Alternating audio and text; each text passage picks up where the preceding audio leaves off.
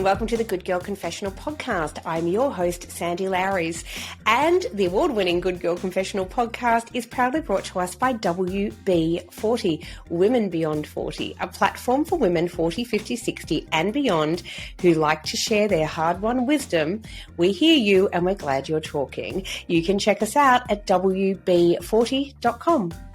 Before we begin today's podcast, I would like to acknowledge the traditional owners of the land on which this podcast is recorded. In my case, it's the Wurundjeri people of the Kulin Nations, and I would like to pay my respects to their elders, past, present, and emerging, and pay homage to their ancient history of storytelling. Today in the podcast, my very special guest is a proud South Australian politician and executive. Her name is Louise Pfeiffer. Louise is very passionate about both altruism and giving, but she's also passionate about animal rights. And as such, she is the Vice President of the Animal Justice Party, a political party here in Australia. But she is also the Director of Philanthropy at an extraordinary organisation which is called The Life You Can Save. The Life You Can Save is an organisation helping people to give to organisations where they've done all the research and the hard work, and they recommend charities and that are actually all about the money going to those causes. It's a really incredible organisation, and I'm so thrilled today to be talking to Louise. She's passionate and brilliant. That's the way we like them. And I can't wait to be talking to her today. Please give a warm welcome to the confessional, Louise Pfeiffer. Hey there. When Sandy's not interviewing kick-ass women, she's hanging out with me at Alex the Seal, a podcast about music and nostalgia. I'm Jo Pybus, and each episode, Sandy and I talk about all the songs that got us hooked up, knocked up, and broken up. Do yourself a favour and search Alex the Seal on your podcast app. Love you, Molly. Hello, Louise, and welcome to the Good Girl Confessional podcast. How are you today? Yeah, I am really well, Sandy. Thank you so much for having me here. I'm very excited to have you here. Wow, looking at everything that you've done, you've achieved like so much at such a young age. Like, I just find it quite phenomenal. I'm really, really excited to chat with you today because you are the Director of Philanthropy at The Life You Can Save. And in looking into them, I think what an extraordinary organisation, and I'm really keen to hear about how your journey there started and what led you there. But for those that don't know you, tell us a little bit about yourself. I'm from Adelaide. I went to school in regional South Australia, then moved to the city, then went to university here, but moved to Sydney actually at the age of 20 after I finished my arts degree. And I've got to say, when I landed in Sydney, I was a little bit of a country bumpkin. I'd never been there before. I didn't know anyone. It was a bit of a gutsy move in hindsight, and I think I said I'll just move back if I don't like it. But it took 17 years before I actually finally returned to my city of origin, which was in 2015 when I came back. But my background, so I did an arts degree, but I ended up in financial services. So I ended up having quite an extensive career across a variety of roles in institutional funds management and stockbroking, retail banking, superannuation, some consulting work. A lot of my career I spent working with financial advisors and business development. And then when I returned to Adelaide, I actually established my own financial advising business for a short time as well. So, but I took on this role at The Life You Can Save in May 2022 after a career break. And couldn't be happier. So that's the really short version. There's a lot more to it than that, but that's probably a good starting point. There really is. I love that too, that you strike me as someone who's a bit of a quester, through life. You like a quest, and I feel like you're constantly learning. And I say that because you've gone and done some kind of extraordinary things. Ran your own business, which is no small feat in itself. We know that. But then you go on and you studied, like you did an arts degree, but you've also studied ethics and philosophy. So I'm really quite interested in that. I mean, it feels like, you are passionate about a number of things, but then you put your money where your mouth is and you go and you learn about these things. I love that. Yeah, it was one of those sliding door moments actually when I finished at 12 and I had an offer to do mechanical engineering and I had an offer to do arts. And I thought, well, you know what, I was really into Ally McBeal and I thought, you know what, I want to do arts and see if I can get into law at the end of that arts degree. And even though I was quite numerically inclined and I really enjoy numbers, I took on I thought arts just sounded really interesting. You could just do such a broad range of topics. So not just philosophy, you could study anthropology, psychology. I actually ended up majoring in psychology at university. But when I studied, when I chose to do philosophy, of which, there's quite a number of subjects within that, such as philosophy of religion. The one that really stuck with me was when I studied ethics. So, wind back the clock to 1995, I'm 20, I was 17, about 18. And the course of ethics, the main textbook for that was Practical Ethics, written by the Australian moral philosopher Peter Singer.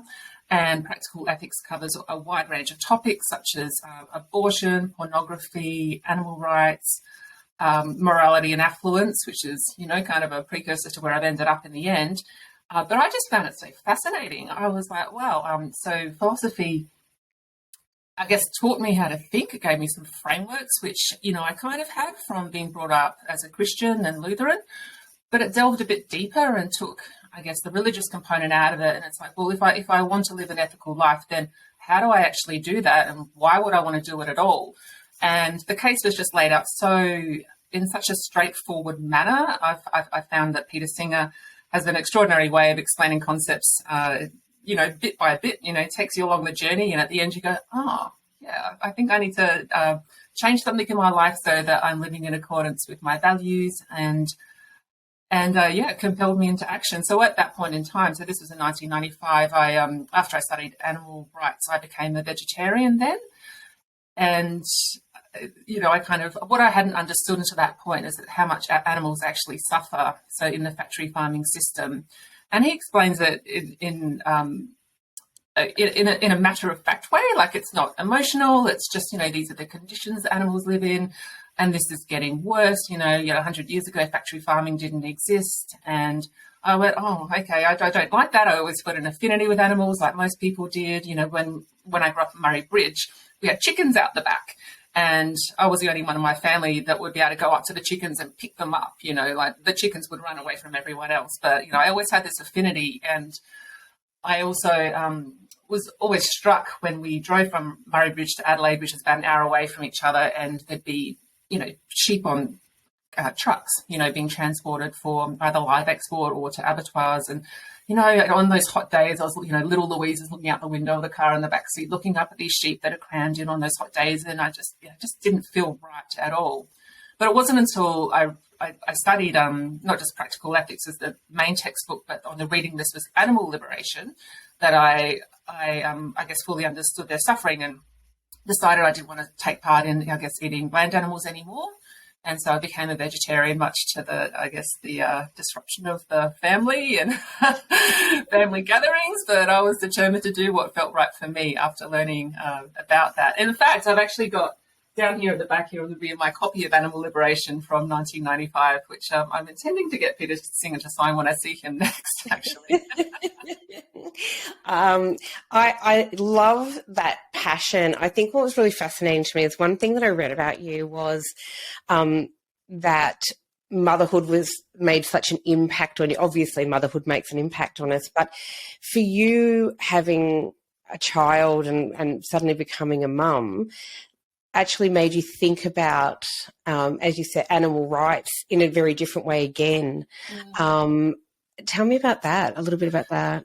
Yeah, so how old was I? I can't remember, in my 30s, I guess, when I had my first child. And it's obviously a massive shift in consciousness occurs for most people, having to care for another human. It's really quite extraordinary, the way it changes your worldview in many ways. And for me, it did two things actually within 12 months. And the first thing was I was nursing my child, breastfeeding, and he was maybe 4 or 5 months old at the time, and I was watching the project. I think it was called the 7 p.m. project at the time. So this is when I was living in Melbourne. And they did a special on bobby calves, which is mostly unknown waste product of the dairy industry. So in order for this is what I didn't fully understand. In order for a mammal to produce breast milk, they must be either pregnant or breastfeeding, and so cows are forcibly impregnated, and then they have their calves taken away from them, so that they produce milk and the calf doesn't drink it. And I had actually learnt about it back in 1995, but I just kind of put it to one side. It was just going to be too hard to contemplate. And I guess because at that particular time I was nursing my own child and watched this, and I went, oh yeah, I remember learning about that. And then that night I started having nightmares about what would happen if someone took my baby away from me and I couldn't find him. And I felt this real feeling as to how dairy cows were feeling, because they bellow for their young once they're taken away from them. And I was just so emotionally, I guess, I was distraught for days. And I ended up digging Animal Liberation out again and reread it. And it was in there the whole time. I guess wasn't prepared to make the changes. I didn't fully understand what dairy cows would go through. But as becoming a mother, that completely impacted me. And I said, I don't want to participate in this system that exploits the female reproductive system, one which separates mothers from their babies, in the case of the cows. And I decided that, that's it. I'm going to become vegan. And it was literally something that happened within, a matter of weeks. Then I said to my husband, I want to, raise our child vegan as well, because I thought, well, our family values are compassion towards animals, non-violence, and wellness, because there's some really great health benefits for eating a plant-based diet. Then it made sense to raise our child that way too. And my husband, Phil, he said, okay, that's fine, but can you just go and research the health side of it? Because, we've all been brought up to say, you need meat for protein, you need dairy for calcium, all those things. And I came across a book called The China Study, which is, it's not just one study, it's actually a kind of a literature review of about 600 different studies that go back about 100 years. And it shows that the higher proportion of plants that someone has in their diet, the less likely they are to suffer from diseases of affluence, such as atherosclerosis or, heart disease or diabetes or other things. So basically a lot of the illnesses that afflict our society here can be avoided by eating a higher proportion of whole plant-based foods. So not your vegan junk food, but your whole plant-based foods, because of the high levels of fiber and vitamins, etc. And at the time my husband had high cholesterol, and he's an engineer. So I handed him this book and he's like, oh, okay, maybe I am, there's actually a lot to this. And his doctor had, I think within the last month or so, had told him he was going to have to go on statin drugs for the rest of his life, because his cholesterol was quite elevated, and he was 40 at the time. And so Phil read this book and he went, that makes a lot of sense. I'm an engineer. He specializes in preventive maintenance, and he stopped eating meat, dairy, and eggs the next day. He wasn't even vegetarian. Like he was, he just went cold turkey. And within 2 or 3 months, he'd dropped 20 kilos, and, his cholesterol was down to a level that meant that he didn't have to go on statin drugs, which was interesting because his doctor said there was no other way that he could avoid going on statin drugs. And so, we adopted, a plant-based diet, vegan lifestyle. That was back in 2011. So that was quite a pivotal moment. And I've got to say, I won't lie, it was socially quite awkward. But now that 11, almost 12 years has passed, it feels like I wouldn't change a thing. I was going to say, I think that it's more broadly sort of accepted, I think, in recent times as well, as not just a moral choice, but also too as a lifestyle choice. And that, I think there's more and more people saying, oh, I'm a vegan, Yeah. Yeah. And I live these days, but, like 5 or 7 years ago. Oh, yeah, I'm sure. And I always find, like, huge functions and things, when they're asking about dietary requirements, that it comes up quite a lot. People say, I'm vegetarian, oh, I'm vegan. But it's a big shift, isn't it, to go from vegetarian to vegan, because vegan is like no animal byproducts at all. Yeah. Okay. Yeah. Wow. Interesting. Yeah. I had to learn how to cook. properly. I bet you make some fantastic salads, though. No, oh yeah, and more than that, actually. I ended up setting up an Instagram a few years ago. I don't know if, because one of the things that I got asked a lot was, what do you feed your kids? Because people would kind of imagine what their kids ate, take out the meat, dairy, and eggs, and then go, there's like nothing left except for a couple of peas or broccoli or something. So I set up an Instagram called Vegan Mama Boss, which, I just post about what I feed my kids and I guess showcase that a little it is quite a really colourful, wide variety of food that we eat. And I love it. I love food more than I ever have.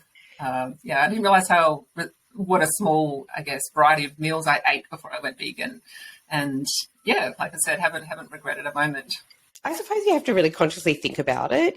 For with full disclosure, I am not vegan, so the listeners know. But I think too, when you make a lifestyle choice for whatever reason, and it's to do with food, it can be whatever your thing is, that you have to then consciously really think about, well, what am I consuming? What am I putting in my body? So I suppose, like as you say, you would have to learn how to cook and adjust things and find flavours in things that you possibly didn't think about prior. That's right. Yeah, my spice drawer is amazing. It would be one of my most favourite things at the moment is baked cauliflower. I'm just mad for it, right? So someone introduced me to that and I was like, yes. So it's, love all the flavours. I love a good spice drawer too.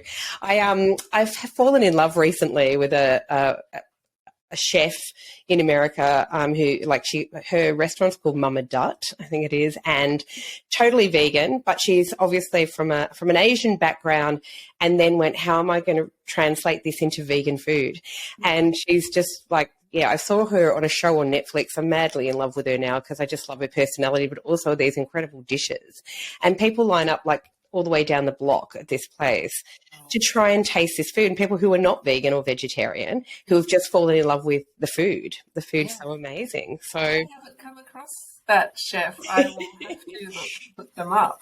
I'll send you a link. She's pretty amazing and she's on Instagram, but I just loved on Netflix showing this journey. And as she said, how it sort of confronted people that how are you going, I don't understand how are you going to create all these dishes, traditional dishes in a vegan format? And she's raising her child obviously as vegan as well. So there you go. It's very exciting. But through her, just even watching that show, I'm like, oh, I like that dish. I'm going to try that. So there you go. Yeah. It's pretty amazing. I love that you're so passionate about this and animal rights, which is such an extraordinary thing because it's such a big subject, but you've actually gone on to, again, put your money where your mouth is, if you like, and it led you to a political career. Oh, that's right. Yeah. I think it was at the end of 2017, we're coming back from a camping trip and I was having a conversation with this long drive, 6 hours, went to the Grampians on the way back. And I remember having a conversation with my husband who was always really politically engaged. Whereas for me, whenever politics came up, I literally heard Barnum in my head. I was not at all into it. But this day, I think something had happened on the news the week before. The week before it was about the live export of animals. And I said to Phil, I'm like, why hasn't this been banned yet? Don't you remember when we were in 2011, we went to this massive rally in Spring Street in Melbourne, Lynn White from Animals Australia spoke, we had Sebastian in the pram there, and, it was tens of thousands of people. It was massive. And that was in 2011, fast forward to 2017, I'm like, hold on a minute, we went to a rally. How come it hasn't been banned?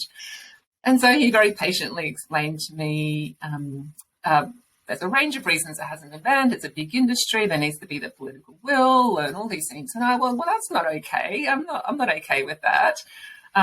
What can I do to help? Because I really want to see live export banned in, as soon as possible. In fact, most Australians think it should be banned because of the inherent cruelty that happens on those very long journeys to sheep and other animals. And so he's like, well, you could contact a political party and ask them if you can offer some help.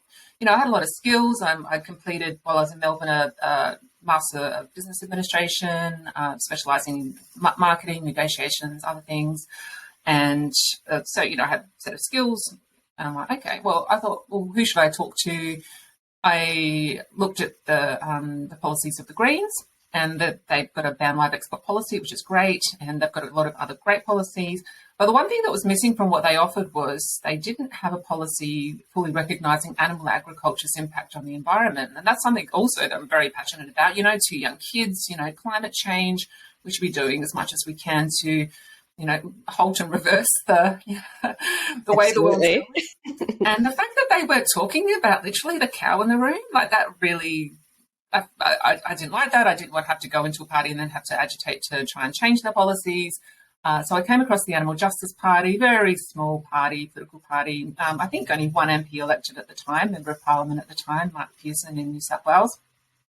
And sure enough, they had all the policies that I, was really passionate about. The environmental policies were very strong, in particular around animal agriculture, obviously a lot of animal welfare policies. And so I knocked on their door and said, look, I'll sign up as a member, I can help. Would you like some help for the upcoming state election? So the state election in 2018, so this was about 6 months ahead of that. They said, sure. I said, I can, help write a marketing strategy. I could do this. I don't know, tell me what to do. And it was only a few weeks in, and they're like, oh, would you be interested in running as a candidate? And I'm like, nah. I do want to put myself out there, what will everyone think? And I don't know, I just felt really uncomfortable. But then I thought, you know what? The animals need a voice. I can't sit on my hands in the back end. And so I agreed. So I thought I'll run as a lower house candidate. It's not a winnable seat, but it's an opportunity to talk about animal issues. It helps the party. The more lower house candidates we run can notionally improve the upper house vote. That's what the statistics tell us when we look at the numbers. And so I agreed to run. And no sooner was I nominated that the local paper was saying, oh, can you write a weekly article for us? And, and then there was, a bit of media and things. And I'm like, all right, I'm all in now. So, and I'm going to say, though, the first time I had to speak in public with that it was actually a dinner in Harndorf, just down the road from me, so a German village. And it was organised by a cattle farming lobby group. And they invited all the candidates running in the upcoming state election in the local area to speak at that. And so I'm like, okay, I'll go and speak. Seems like a perfect place to start. Well, I thought if I can do this right, it's got to get easier from here. So, but, it wasn't like I was getting up there saying you've got to stop doing what you're doing. The way I positioned what I spoke about was there is a plant-based meat revolution coming. There's a cellular agriculture meat revolution coming. The Animal Justice Party is the only party talking about that. We want to make sure that you as farmers can keep putting food on the table for Australians. We want to support you in this transition because consumer tastes are changing, people are more aware of the environmental impacts, all of these things. So I kind of position it that way. So it wasn't, threatening. It wasn't meant to be because farmers are doing, a service by putting food on the table for Australians. And sure enough, fast forward to 2022, 23 now, actually just under 12 months ago, the South Australian government announced a venture with the federal government and Thomas Foods, the largest meat manufacturer in South Australia, and Australian Plant Protein. So it's a venture, $374 million venture to build the plant-based protein industry in South Australia. Wow. So, yeah, it's, the writing was on the wall then. Well, for me it was. So I'm glad to see that that's played out and there's money being invested in this, this growing industry. It's amazing, isn't it? And you're right. It's the changing systems, as you said. It's not just that easy to say, well, farmers, you stop producing meat. It's just because there's huge industries involved, which means livelihoods. And as you said, it takes a long time for consumers to change their spending habits, their buying habits, and their eating habits too. I'm really impressed by an organisation called Sea Forest. I don't know if you've heard of them. It's quite amazing, an Australian company. They're actually growing extraordinary different kinds of seaweed to feed cattle and livestock as a way of helping to. So it's purely an environmental project, and what it does in feeding the cattle this plant-based seaweed is that it's helping to actually cut down huge levels of methane, which is quite extraordinary and very, very important because it will take a long time to change what's going on. Like in the meat industry, if you like. But it's one way to actually, at least in the meantime, start focusing on the environmental impacts of meat production and of live cattle. I mean, that's a reality. Yeah.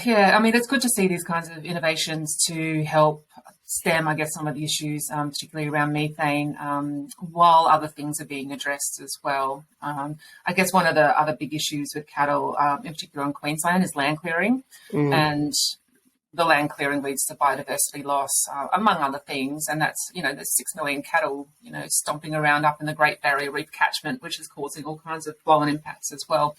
So I like this needs to be addressed from lots of different angles. And I know that, certainly the Labor government is going to be looking to do a number of things over their term as well at a federal level, which, if I can just jump through to, that lower house candidacy, I ended up becoming the lead candidate running for the Senate in the 2019 and 2022 federal election and also for the state election here in South Australia.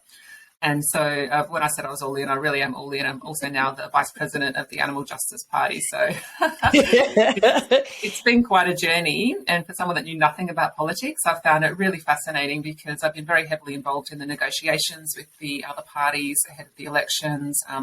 I guess working with others within the organisation around campaign strategies, campaign management, volunteer management. Like it's really quite a big undertaking. Elections are. We had 3 last year in South Australia. It was wow. Yeah, it's huge, isn't it? I love that you've sort of gone, I didn't know anything about it. I love that story in the car talking to Phil about about politics, and suddenly you're the, vice president of a political party, which is incredible. And it's been a really fascinating thing talking about politics, of watching the rise of independents and smaller parties in the Senate. It's been quite extraordinary. And also how many women. Yes. I did the course, I think Women for Politics course with Lysia Heath and Ruth McGowan last year or the year before, I think. And then I arranged for my party to sponsor other female members that were thinking of running to, throw their hat in the ring. And I think for the first time now with the recent Victorian election, the upper house has got a majority of female MPs, which is so fantastic. I'm so excited to see that. Yeah, it's really exciting. And obviously sad news yesterday that Jacinda Ardern is stepping down in New Zealand. I'm absolutely so sad. I'm so gutted, actually. But understandable too. Politics is tough. It can be brutal. But also for women, I think it's been a harder journey, obviously, for women in politics as well. Do you come across much of that?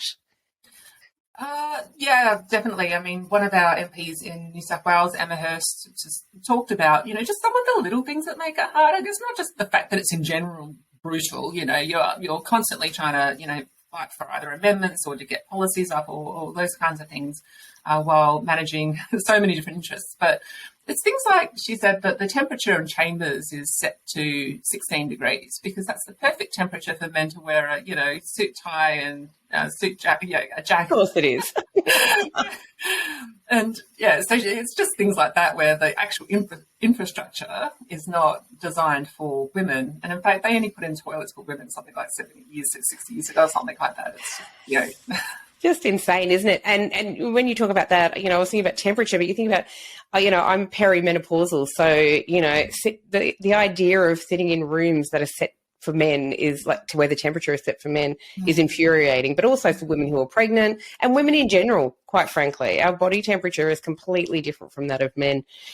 Unbelievable. Are you enjoying it though? Like, you enjoying the politics? There's a lot of, definitely. I'm still very much involved with the party, because even though most of the elections are done, like right now we've got the New South Wales election coming up, and I do love it. Like I love all components of it because it's not just, marketing to try and win votes. It's about designing campaign strategies and trying to think what will voters get behind. And there's this kind of nuance that you need to market the things that people will vote for, even if the language isn't quite what you would use internally, so there's kind of this little gameplay. But then there's the thing that I really enjoy a lot is actually the component which is called psephology, which is the statistical analysis of voting patterns. And, I'm an avid follower of Anthony Green. We have our own psephology team within the party, but just seeing where we get a higher vote in some areas versus others, and just trying to pick out different factors which lead to that. So yeah, there's so much to enjoy in it, and but that's from a volunteering perspective, I've certainly got a lot of fulfillment out of that in helping the party over the years. That's really good, and it's clear that the party has actually grown, as you said, over not too many years really when you think about it. So it's a much very young. Yeah. Very young, and so it seems to have grown, as you said, more candidates, more people that are interested in it, which is really exciting. Yeah. And I imagine the party will keep going from strength to strength. And in fact, there are other similar political parties around the globe that we're connected with. And, we work together to, build that global community. And, eventually, like all political parties, you hope that you get to a point where you're not needed anymore, if other parties, adopt our policies and, but we're not there yet. We've seen a little bit of movement on some things. Labor has, said that they will ban live sheep export, unfortunately not in the first term, but that's a really big win. And that was, something that we were agitating for ahead of the federal election. So, the reason I started out in all of this may very well come true. Oh, which is so nice. And especially, as you said, being the little Louise sitting in that car watching the sheep, but it's kind of, that's important, right? It's that drive to want to change, be part of that change, I think is, something that really enamors me to women. Like I just kind of see a lot of that passion in women to kind of go, whatever it is in their life, that I want to be a part of the change. I think that's quite fantastic. And, I suppose the rise of young, incredible voices coming up, the Gretas of the world, but also watching the beautiful Jane Fonda, in her 80s, still campaigning right for climate change, etc. She's just incredible. It really is amazing. Tell me how I'm really excited to talk to you about the Life That You Can Save. For anyone who's never looked at them or never even heard of them, tell us about the organisation. Well, I have to just rewind back to when the book came out. So the organisation's named after the book, The Life You Can Save, written by the same moral philosopher, Peter Singer. So the book came out, I think it was in 2009, the first edition. And I'd heard about it in 2010 that was coming out. I'd sort of followed Peter's work as, my life had gone on. And interestingly, I put off reading it for a little while. I think it was after I decided to go vegan. I'm like, well, let me read this other book and, And the reason I put off reading it is because I know how compelling he can be, and just his writing can, as you know, as already expressed for me, compel me into action. I thought, it's going to make me want to do something, and I just didn't think I was ready for that. So anyway, during that, I guess that new motherhood stage, as I mentioned, that shift in consciousness, change in worldview, I read this book as well, and sure enough, it didn't make me want to do something. Literally, I got to the end of the book and I'm like, oh my gosh, I had no idea, and I absolutely want to help. And so what the book talks about is the number of people that are living in poverty today. So at latest count, we're looking at something like 700 or 800 million humans. This is today who live on less than $2 a day. And that's after adjusting for purchasing power parity. So it's $2 here, what you could buy for $2 in Australia. So the equivalent of that, but it's about 800 million people living in extreme poverty. And there's a greater number of people living in, the next tier of poverty as well. But what this means is there is a huge number of people dying from preventable causes, or who are living with disabilities that could have easily been prevented. Somewhere between 15 and 18,000 children die every day, under 5-star, every single day, of preventable causes. And so that's just one of the implications. So preventable deaths, needless disability through cataracts that could be easily fixed through surgery, for example, death through malaria. So the book explains, there's people that are living in these conditions, And, considering that most of us who live here in a very wealthy country have got more than we need, shouldn't we be thinking about sharing some of what we have with people that are living in poverty so that they're not, dying and there's some of the, the impacts of poverty being alleviated. So their suffering is alleviated or averted. So it lays out this case, and there's this example that's given. You're walking down the road, country road, and there's a pond, off to your right, and you're sort of walking off to go somewhere. You might be dressed up to go out to a ball, and as you're walking past, you can see that there's a small child in the pond, and they look to be drowning as well. They're asking for help. They can't get themselves out of the water. The water's too deep, and you look around and you can't see your parents or anyone else there. And so the only choice you have is to just jump in and save this child, noting that you're going to ruin your fancy clothes or your fancy shoes or whatever. And the question that Peterson asks is, would you hesitate to save that child from drowning, even if it meant that you're going to ruin $1,000 of your best clothes? And most people would say, well, of course I'd jump in to save the child, because the child's life is worth more than what I'm wearing. They're just material things. They can be replaced. And so he says, well, does it matter then if that child isn't someone that you can see? If that child is on the other side of the world in another country, doesn't the same apply? Like, if you could go without something here that it doesn't mean any, significant detriment to yourself, then why wouldn't you? So the book lays this out, and you go, well, I accept that. I accept that I should be doing something to help people live in poverty, but how do I do that?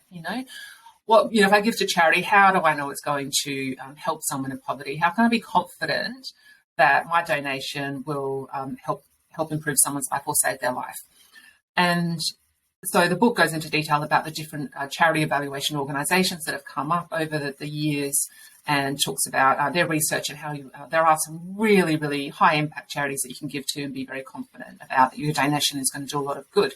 And that's where the organisation that I work for comes in. So there was a philanthropist in the United States that read the book, and Charlie Bressler, and he read the book. He goes, wow, oh my gosh, compelled him into action. He said, I'm going to start up an organisation based on the book. And he contacted Peter Singer, and they became co-founders. So that was in, I think it was 2013. And in Australia, the Australian entity was only formed in 2019. So it's actually quite young. And so what we do as an organisation is we distribute copies of the book, because we find it's a really, that people read it, and not only they want to help people that live in poverty, but they find that it gives their lives a purpose that might have been missing before. And that was certainly the case for me and my husband, Phil. So we read the book, and I'm like, right, we need to do something. And I literally, the book at that point in time, the high impact charities that were recommended that you could get a tax deduction for. So that was something that was quite, made a lot of sense for us. It's something that a lot of Australians look for when they're looking to donate to charity. I think Oxfam was the only one that was there. So I've literally finished the book within a week. I'm just started donating, sitting on the couch, just donating to Oxfam, randomly. I need to help. I'm just donating more money. And so we, as a family, started donating 10%, I think, of our gross income from that at that point onwards. And so we'd never considered ourselves to be, I don't know, you kind of think of philanthropy as something that really ultra wealthy people do, that they set up foundations, or they're, they've got old money, or they've just got, they're just rolling around in it. But what this book showed was that anybody can be a philanthropist, and anybody can help humanity, which is what philanthropy is all about, and with relatively little, small amounts of money as well. So I just thought I'd just throw back to that, and then come back to the organisation. So the copies of the book in Australia, we've got about 20 charities that we recommend, and we don't just recommend them, and we actually can quantify the good that someone can do with their donation. So if someone goes onto the website, thelifeyoucansave.org, and says, I want to give $1,000 to the Against Malaria Foundation, or to Village Enterprise, which runs entrepreneurial programs for women, primarily, who are living in poverty, what will that actually do in terms of either saving lives or improving their income, generating capability? And it's really quite extraordinary and powerful that you can, in Australia, go on and say, okay, I'm going to give X. It's going to do Y. I can do so much good with that money, which wouldn't stretch anywhere near as far if I gave it to an Australian charity, because we are already a very wealthy country and a lot of donations and stay local anyway. And there's lots of support networks for, the troubles that we have in our country. But you can save a life. And I know from the donations me and my family have made over the years, we have saved lives. We don't know who they are or what they look like. But because of the research that now sits behind this charity evaluation, we're really confident that we're doing a lot of good. And, oh my gosh, it feels really good. And look, to be altruistic means you shouldn't really get anything out of it. But I've got to say, it does make me feel really good. Which is really good. I wanted to ask you, because, the website's amazing, and I will put up all the links in the show notes and across our socials when this podcast comes out, and also to where they can buy the book, because I think that's also really important. But I wanted to ask you about what is effective altruism. Let's talk about that so that people can kind of get an understanding. As you said, a lot of us sit back and think the problems are so big. I don't know where to start. How can I help? But what's effective altruism? Yeah, so effective altruism is I'm trying to think of a way to explain it. So it is a philosophy in and of itself, kind of grandfathered by Peter Singer, developed further by another philosopher called Will MacAskill.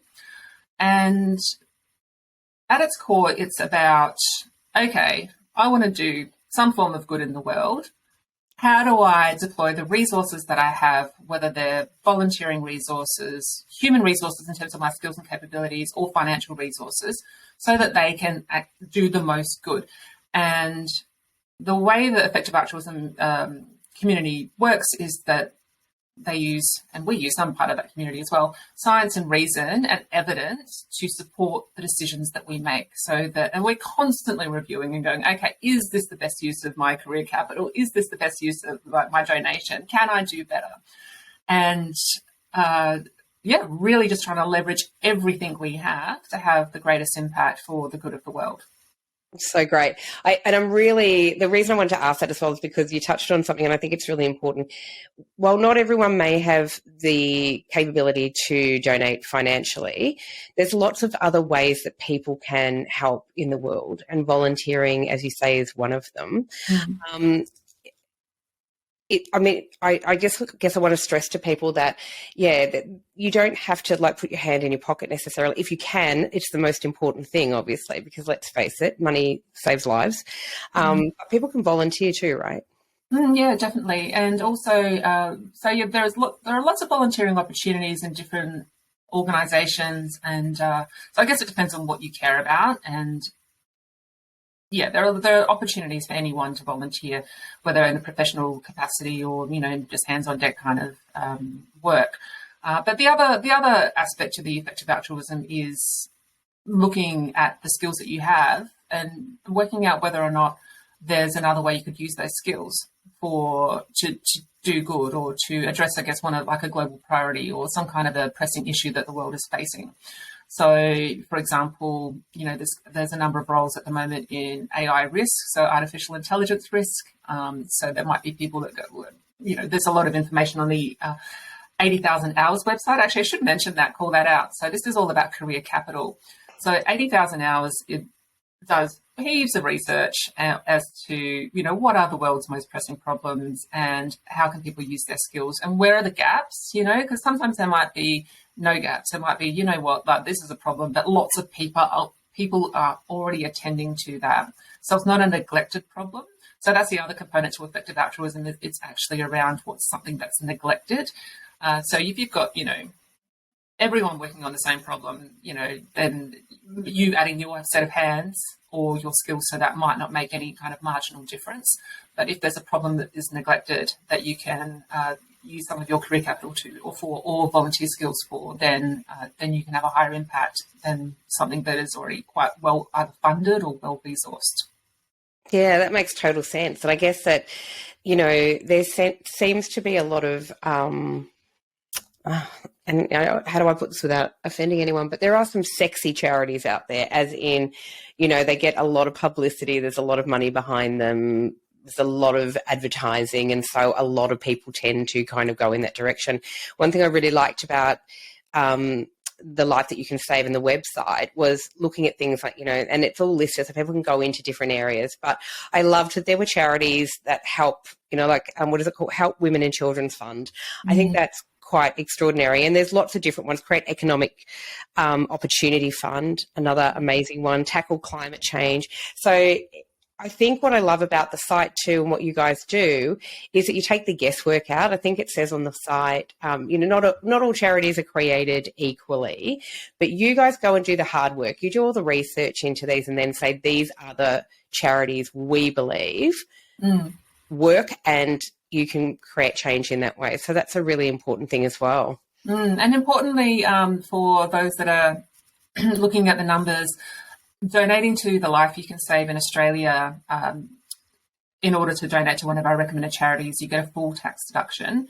So up until the Life You Can Save was formed, there was only a handful of charities you could get a tax deduction for to donate to, because they were set up as a charity in Australia.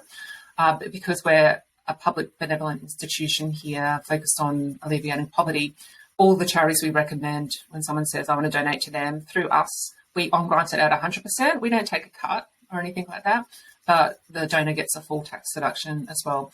And yeah, I'm glad you, Sandy, pointed out our course funds. They're very new. And what I love about those is that we know that people have got different cause areas that they're quite passionate about, particularly leading up to, I guess in March, International Women's Day.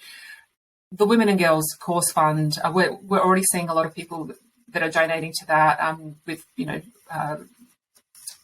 minimal advertising so far. And women and girls are disproportionately impacted, not just, in, I think it's a global thing, right? Yeah, so absolutely. Equality is a huge issue. But if women and girls living in extreme poverty, the impacts on them are, far worse. So we've pulled out 4 of our best funds that focus on women and girls, and we've just, like you said, taken the hard work out of it, done the research. We're very confident that your donation will do a lot of good. And that's a key part of our value proposition, is to enable donors to give with confidence, so to their particular cause area, and to help people who live in extreme poverty. Yeah, that's fantastic. And I think what's fascinating to me is you would think that a country as wealthy as ours, and there are a lot of people who are by world standards very wealthy in this country, you would assume that the wealthy people are the first people to give to these causes and charities, but it's not actually always the case, is it? No, it's not. And Australia is a poor giver by global standards. So I think the number is we give about 2.5 times less than the US does on a per capita basis, and 1.5 times less than New Zealand, or something along those lines, right? So we are poor givers by international standards. And here's the statistic that will shock you, because it shocked me. At least I think it will shock you. But out of all the people in Australia who reported earning over $1 million per year, 51% did not claim a tax deduction for charitable donations. What? So either they're not giving or they're not claiming it as a tax deduction. Now, I'm pretty sure these people have an accountant and they would be claiming tax deductions for anything that they can. So, I mean, that's just shocking. Wow. That we have got so many wealthy individuals who don't spare anything to help those most in need. That's insane. I am shocked. I am really shocked by that. I mean, I don't know how many people earn over $1 million, but I'm sure there are many. And I'm just quite gobsmacked by that. Wow. Okay. Wow. And does that also play into like really wealthy organizations as well? I'm not too sure. There are some organisations doing amazing work in terms of building a culture of giving. In fact, most of the major organisations in Australia offer workplace giving programs where they will match donations that employees make, and some of them will match it three times the donation amount.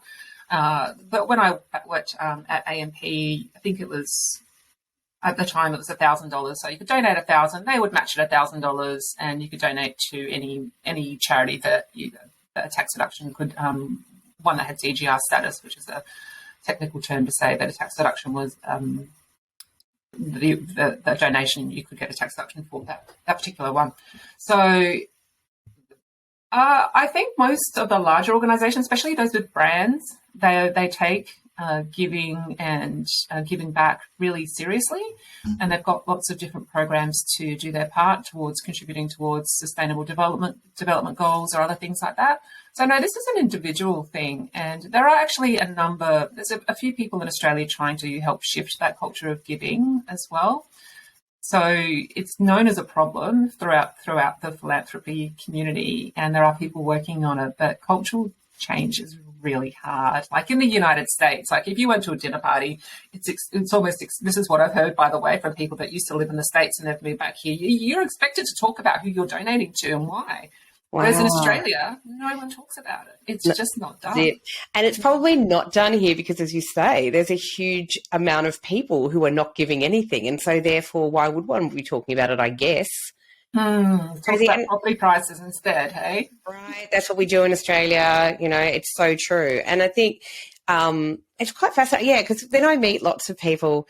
I was talking to someone the other day who does give a lot of money for First Nations programs.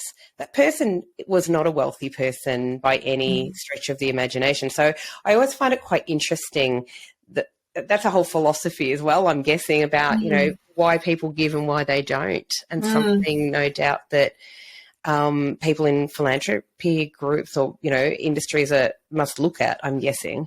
There are, well, certainly in the book, The Life You Can Save, it talks about, you know, the idea of giving so much it almost hurts. And some of our donors have certainly taken that to heart. And I know of a few that, you know, give themselves a budget as a couple of $5,000 a month, and that's it. And that's to pay for, you know, their living expenses, their rent, everything, and everything above that they donate to charity. And then there's other instances of people on average incomes donating $1,000 a month, you know, and it's because they're really quite moved to share what they have. And I guess so I encourage people to, if they can, you know, either buy the book, but it can be downloaded for free.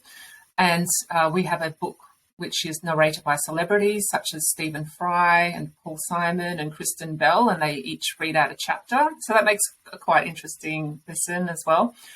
And I think, yeah, certainly for me, like when I guess, learned about the abject conditions of people living in poverty, I really didn't have any idea about how lucky we have it here in Australia. You know, the infrastructure, the medical services, the safety nets, everything. It's, you know, we're called the lucky country, but I don't think that's the reason.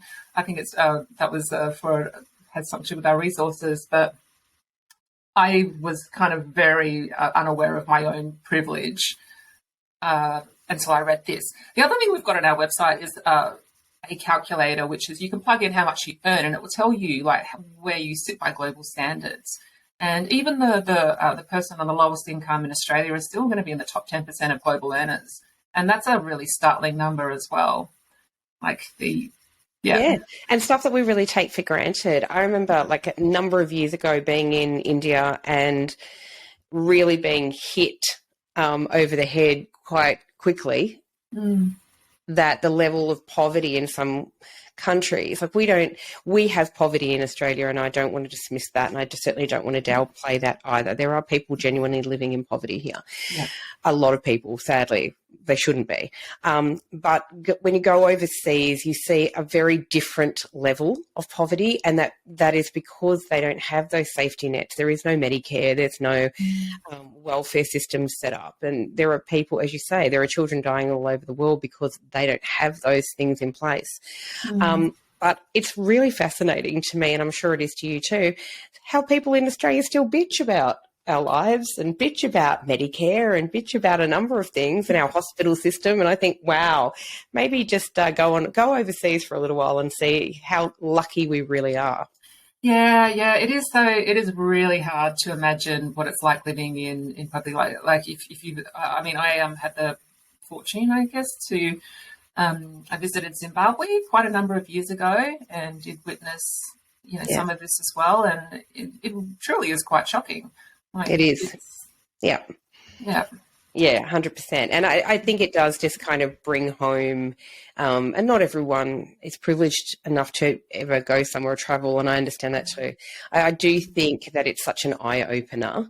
But really, I mean, we don't have to travel to know that this is very real. And as you say, there are so many people around the world. I can't believe that figure is quite astounding to me. Was it 700 million people living in poverty? That's just extraordinary. I honestly am so I'm a big fan now, by the way, of the work that you do there, and I would encourage everyone to go on that website and really have a look. It's easy to navigate that website.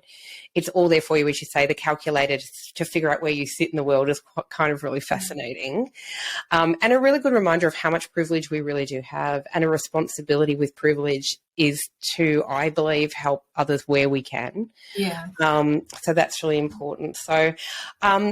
So what's next for you, Louise? Like, I feel like you are always going to be looking for how to do things differently, bigger, better. So what's next? A lot of my focus for the next couple of few years will be on my role at the Life You Can Save as Director of Philanthropy. I actually did some pro bono work a number of years ago for a very similar organisation, a precursor to the Life You Can Save, about changing the culture of giving. So that's going to be a focus for me, is to work with the others that are in the philanthropy community, trying to do the same, and really trying to shift the needle so that Australians, so that we can build that culture of giving here, so that we do, stack up against world standards. And then, beyond that, we'll see what happens. But I think you've nailed it, though. I love learning, I love growing, and I'll set my sights on something else, in about a decade, and work towards that along the way. Oh, I love it. I love that. And I think that that's another incredible thing I love about women, is we do tend, whether we realise it or not, we tend to just keep learning and growing and wanting to know more about the world. And I think that that's really important. I love everything that you're doing. I'm incredibly grateful for your time today. I know how busy you are. I will put up all the links where people can actually find out more about the Life You Can Save, about the book, where they can either buy the book or download the book, and also for the Animal Justice Party. I'm happy to put up links for that so people can go and check out what you guys are about, and maybe they might want to volunteer or help in that way as well. You never know, but it's been absolutely a delight to meet you. Thank you so much for having me, Sandy. No problem. Thank you so much. Okay. Bye.